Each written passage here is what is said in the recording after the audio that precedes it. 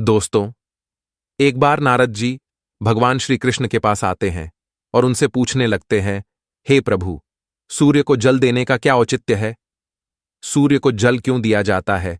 सूर्य को जल देने के क्या फायदे हैं? तथा सूर्य को जल देने की सर्वोत्तम विधि कौन सी है? तब भगवान श्री कृष्ण नारद जी से कहते हैं, हे देवर्षि, आपने समस्त मानव जाति के कल्याण हेतु उचित प्रश्न किया है। सूर्य देव की उपासना अत्यंत शुभ फलदायी है। प्रत्येक मनुष्य को सूर्य को जल अवश्य देना चाहिए। हे देवर्षि, मैं आपको एक अत्यंत पवित्र कथा सुनाता हूं, जिससे आपकी द्विधा समाप्त हो जाएगी और आपको आपके सभी प्रश्नों के उत्तर भी मिल जाएंगे। जो भी इस कथा का श्रवण करता है, उसे 100 वर्षों तक सूर्य को जल देने का फल प्राप्त होता है। इसीलिए आप इस कथा को ध्यान से पूरा जरूर सुने। दोस्तों, भगवान श्री कृष्ण ने सूर्य देव की महिमा का वर्णन करने के लिए नारद जी को एक अत्यंत पवित्र कथा सुनाई है। इस कथा में सूर्य को जल देने की सही विधि और अत्यंत शक्तिशाली सूर्य देव के मंत्र के बारे में बताया है। इसीलिए आप सभी इस कथा को ध्यान से पूरा अवश्य सुने। इस कथा को सुनने मात्र से ही आपको सूर्य को जल देने का फल प्राप्त होता है। तो चलिए शुरू करते हैं। भगवान श्री कृष्ण कहते हैं, हे देवर्षि, प्राचीन काल की बात है। दक्षिण देश में एक अत्यंत प्राचीन शोभायमान नगरी थी। उस नगरी में देवशर्मा नाम का ब्राह्मण अपनी पत्नी कलावती के साथ निवास करता था। देवशर्मा शास्त्र ज्ञान में पारंगत था, किंतु उसने अपने ज्ञान का कभी सदुपयोग नहीं किया। उसने उसके ज्ञान का उपयोग केवल धन कमाने के लिए किया। देवशर्मा ने अपने जीवन में कभी दान धर्म नहीं किया, कभी सूर्यदेव को अर्घ्य नहीं दिया। वह अत्यंत स्वार्थी और दंभी स्वभाव का था। फिर एक दिन वह वन से जा रहा था तो एक विषैले सर्प के काटने के कारण देवशर्मा की मृत्यु हो गई। मृत्यु के बाद देवशर्मा को यम के दूत यमलोक लेकर गए। वहां यमराज ने देवशर्मा के पाप और पुण्य का मूल्यांकन किया और देवशर्मा को नरक में डाल दिया। देवशर्मा अनेकों वर्षों तक नरक में सजा भुगतने लगा और फिर उसे प्रायश्चित करने के लिए फिर से मनुष्य जन्म की प्राप्ति हुई। उसका दूसरा जन्म एक गरीब क्षुद्र के घर पर हुआ। दूसरे जन्म में उसे अत्यंत दुख भोगने पड़े। उस शूद्र के बड़े होते ही उसके पिता ने उसका विवाह एक युवती से करा दिया और फिर वह उस युवती के साथ वन में ही झोपड़ी में रहने लगा। विवाह के बाद अनेक वर्षों तक उस शूद्र को कोई संतान नहीं हुई। इसीलिए वह और भी अधिक दुखी रहने लगा। लेकिन इतने में ही उसके दुख समाप्त नहीं हुए। कुछ वर्षों के बाद दैवयोग से उसके शरीर में भयंकर कोढ़ का रोग उत्पन्न हुआ और वह भयंकर कोढ़ के रोग से पीड़ित हो गया। उसके शरीर पर अनगिनत जख्म हुए, जिनसे पस निकलता रहता था। वह कोढ़ी शूद्र अब कुछ काम भी नहीं कर सकता था और दिन भर घर पर ही पड़ा रहता। उसकी पत्नी एक पतिव्रता नारी थी। उसने पति को कोढ़ होने के बाद भी उसका साथ नहीं छोड़ा और वह उसकी नित्य सेवा करती रहती थी। वह अपने पति को ही परमेश्वर मानकर उसकी पूजा करती थी, उसके लिए भोजन का प्रबंध करती थी, उसे स्नान करती थी। वह शूद्र अनेक बार मन ही मन सोचता रहता था कि किस जन्म के पाप के कारण उसे यह कोढ़ रोग हुआ। ऐसा सोचते हुए वह बहुत ही निराश और उदास रहने लगा। फिर एक दिन उसके द्वार पर एक साधु पधारे। उस कोढ़ी शूद्र की पत्नी ने उन साधु महात्मा की बड़ी सेवा की, जिससे प्रसन्न होकर उस साधु ने उस कोढ़ी की पत्नी को वर मांगने के लिए कहा। तो कोढ़ी की पत्नी ने कहा, हे महात्मा, मेरे लिए मेरे पति ही सर्वस्व है, वही मेरे स्वामी है। अतः आपसे विनती है कि मेरे पति का रोग दूर करे और उन्हें पहले के जैसा बना दे। इस पर उस साधु महात्मा ने कहा, हे देवी, यह रोग तुम्हारे पति को उसके पिछले जन्म के कर्मों के कारण प्राप्त हुआ है। यही विधि का विधान है। मैं इसमें हस्तक्षेप नहीं कर सकता। ईश्वर मनुष्य को उसके पाप कर्मों का दंड अवश्य देते हैं, कोई भी इससे चूक नहीं सकता।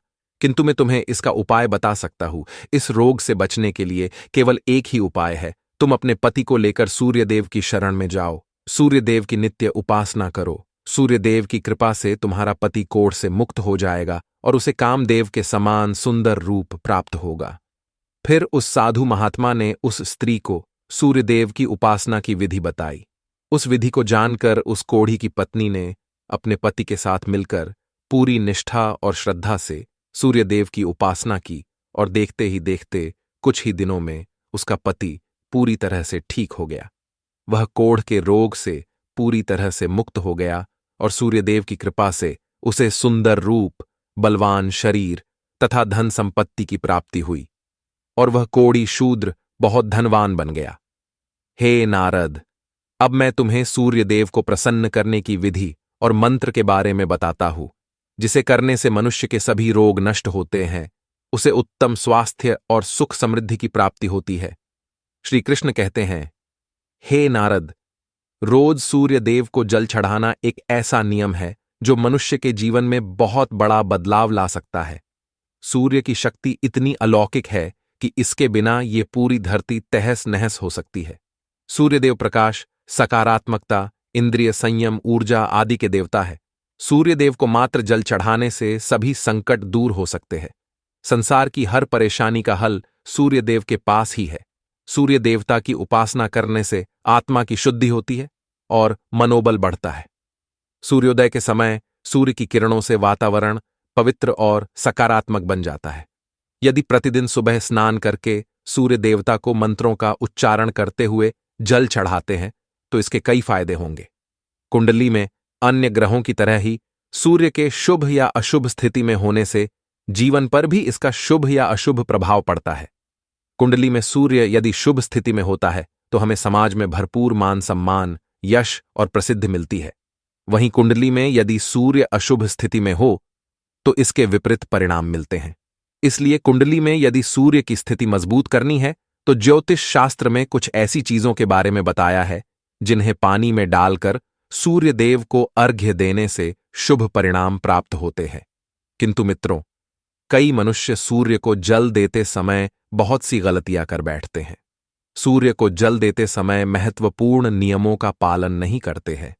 गलत तरीके से अर्घ्य देकर सूर्यदेव का अपमान नहीं करना चाहिए, अन्यथा मनुष्य को कई कष्टों का सामना करना पड़ सकता है। साथ ही केवल सूर्य को जल देने से फल की प्राप्ति नहीं होती है। सूर्य को जल देते समय विधि का पालन करते हुए सूर्यदेव के मंत्र का जाप करना भी आवश्यक है। तभी सूर्य को जल देने का फल मनुष्य को प्राप्त होता है। शास्त्रों के अनुसार सूर्यदेव अप्रसन्न होने पर मनुष्य की बुद्धि का नाश हो जाता है। उसे चारों ओर से अपमान का सामना करना पड़ता है। ऐसे व्यक्ति की आंखों की रोशनी चली जाती है और उसे उच्चिष्ट भोजन प्राप्त होता है। फल स्वरूप व्यक्ति की विद्या नष्ट हो जाती है। उसकी स्मरण शक्ति कमजोर होती है। पिता पुत्र में अकारण ही वाद विवाद होने लगता है। सूर्य देवता रूठ जाने पर व्यक्ति पर गलत इल्जाम लगते हैं और उसके हाथ से अनजाने में कई अपराध हो जाते हैं। इसीलिए व्यक्ति को अनिष्ट कार्य करके सूर्यदेव को रुष्ट नहीं करना चाहिए। सबसे पहले मैं तुम्हें सूर्य को अर्घ्य देने का अर्थ बताता हूं। सूर्य को अर्घ्य देने से तात्पर्य यह है कि सूर्य देवता को भक्ति भाव से जल अर्पण करना। यह जल दोनों हाथों की ओंजल बनाकर या तांबे के पात्र में शुद्ध जल भरकर उसे सूर्य देवता को समर्पित करें। लेकिन ध्यान रहे कि यदि हाथों की ओंजल बनाकर सूर्य देवता को अर्घ्य दे रहे हैं तो हाथों की तर्जनी और अंगूठे को एक दूसरे से जोड़कर ना रखें, यानी कि एक दूसरे का स्पर्श ना होने दें। दोनों हाथों के अंगूठों को फैलाकर रखें। यदि हम तर्जनी और अंगूठे को जोड़कर रखते हैं तो यह राक्षसी मुद्रा बन जाती है और इस मुद्रा में सूर्य को अर्घ्य देना अशुभ माना जाता है। यदि पात्र में जल भरकर सूर्य देवता को अर्घ्य दे रहे हैं तो भी उस पात्र को दोनों हाथों के अंगूठे का स्पर्श ना हो, इसका ध्यान रखें। अर्घ्य देते समय अपने दोनों हाथों को ऊपर उठाकर पात्र को पकड़े और सिर झुकाकर रखें। सूर्य देवता को अर्घ्य हमेशा सूर्योदय के समय देना चाहिए। उगते हुए सूर्य की उपासना करना हमेशा ही शुभ होता है। सूर्योदय के 2 घंटे बाद अर्घ्य देने का कोई भी औचित्य नहीं होता है। यदि किसी कारणवश आप सूर्योदय के समय अर्घ्य ना दे सके तो 3 बार अर्घ्य देने के बजाय 4 बार अर्घ्य दें और सूर्य देवता से क्षमा मांग लें। इससे दोष कम हो जाता है। सूर्य को जल तांबे के पात्र में ही देना चाहिए। तांबा को सूर्य देव की प्रिय धातु माना गया है, इसीलिए सूर्य को जल देने के लिए केवल तांबे से बने पात्र का ही प्रयोग करना चाहिए। अन्य धातुओं से बने पात्रों में सूर्य को अर्घ्य देने से कोई लाभ प्राप्त नहीं होता है। परमात्मा ने सूर्य को जगत में प्रकाश करने, संचालन करने, अपने तेज से शरीर में ज्योति प्रदान करने तथा जठराग्नि के रूप में आमाशय में अन्न को पचाने का कार्य सौंपा है। इसी कारण से तांबे के पात्र में रखे जल को पीने से व्यक्ति पेट से जुड़े रोगों से भी मुक्त हो जाता है। उस तांबे के पात्र में गंगा जल या पवित्र नदियों का जल भरें। यदि ऐसा संभव नहीं है तो शुद्ध जल का प्रयोग करें। मात्र जल से कभी भी अर्घ्य नहीं देना चाहिए।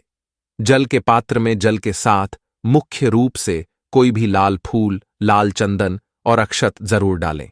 आप चाहें तो इस जल में थोड़ा सा घी, शहद, दूध या गुड़ इत्यादि भी मिला सकते हैं। सूर्य देव को अर्घ्य देने का सही समय तब होता है जब सूर्य लालिमा लिए हो, अर्थात जब प्रातःकाल में सूर्य लाल रंग का दिखाई दे तो उस समय अर्घ्य देना सर्वश्रेष्ठ फल देता है।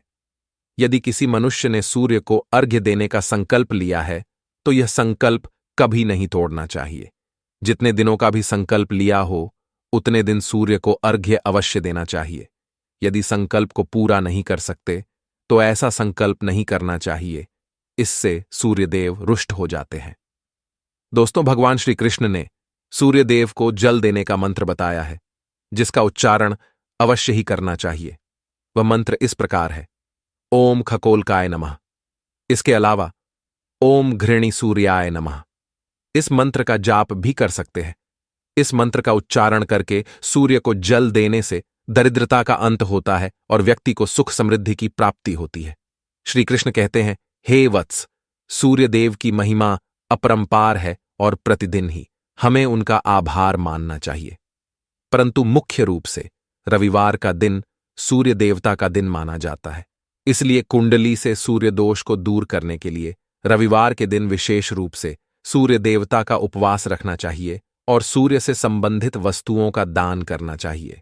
सूर्यदेव से संबंधित वस्तुएं हैं तांबा, गेहूं, गुड़, चंदन तथा पीले रंग के वस्त्र आदि। इन वस्तुओं का रविवार के दिन दान करने से व्यक्ति के सभी दुखों का अंत होता है। यदि व्यक्ति बीमार है अथवा घर में सूतक है या अन्य कोई समस्या है जिसके कारण वह सूर्यदेव को अर्घ्य नहीं दे पा रहे हैं, तो इसके लिए शास्त्रों में मानस पूजा का प्रावधान किया गया है, अर्थात अपने मन में ही सूर्यदेव को अर्घ्य दे सकते हैं। सूर्योदय पूर्व दिशा से होता है और यदि किसी कारणवश सूर्य देवता दिखाई नहीं दे रहे हैं तो उनका मन ही मन स्मरण करके पूर्व दिशा की ओर मुख करके उन्हें अर्घ्य दे सकते हैं। लेकिन कभी भी सूर्य को अर्घ्य देने का संकल्प न छोड़े। तो दोस्तों, इस प्रकार से भगवान श्री कृष्ण ने सूर्यदेव को अर्घ्य देने की विधि, सूर्यदेव को अर्घ्य देने का मंत्र बताया है।